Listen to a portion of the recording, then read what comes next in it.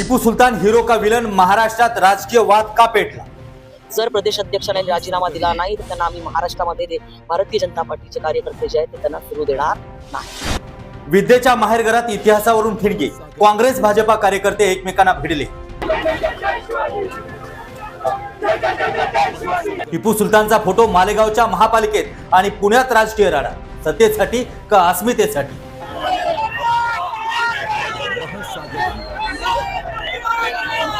राहुल गांधींची जनतेतील वाढती लोकप्रियता रोखण्यासाठी भाजपाचा नवा डाव का सकपाळांचं चुकलंय? त्यांना लाज वाटली पाहिजे.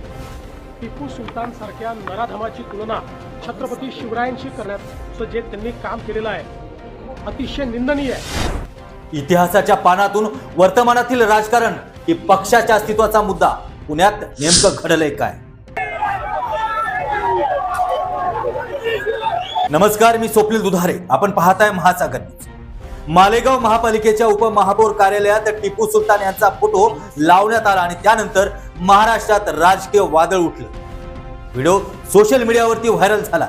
भाजपा आणि शिंदे शिवसेनेनं तीव्र आक्षेप घेतला आणि वातावरण तापलं. काँग्रेस प्रदेशाध्यक्ष हर्षवर्धन सकपाळ यांनी वक्तव्य केलंय की छत्रपती शिवाजी महाराज आणि टिपू सुलतान समकक्ष होते. या विधानानंतर राजकीय वाद आणखीन पेटला. राज्याचे मुख्यमंत्री देवेंद्र फडणवीस यांनी सकपाळ यांना जोरदार प्रत्युत्तर दिले आणि माफी मागण्याची मागणी केली. यानंतर राज्यभर आंदोलनाची ठिणगी पडली. पुण्यातील काँग्रेस भवन समोर जोरदार घोषणाबाजी, प्रतिमेला जोडे मारणे, दगडफेक आणि काही कार्यकर्ते जखमी झाले. पण खरा प्रश्न आहे, टिपू सुलतान खरंच कोण होता? तो हिरो होता का? तर 18व्या शतकात ब्रिटिश विरोधात म्हैसूर युद्ध लढल्या गेले. इंग्रज विरुद्ध ठाम भूमिका घेतल्यामुळे काही इतिहासकार त्यांना स्वातंत्र्यपूर्व लढ्याचा प्रेरणा स्रोत मानतात आणि प्रशासन, शेती, लष्करी सुधारणामध्ये त्यांनी बदल केले.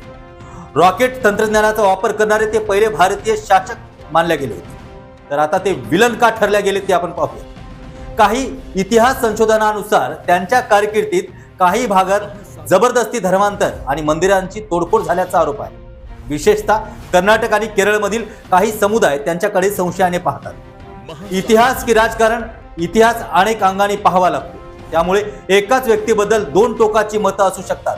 टिपू सुलतान हे काहींसाठी इंग्रजाविरुद्ध लढणारे योद्धा आहेत, तर काहींसाठी ते धार्मिक अत्याचार करणारे शासक आहेत.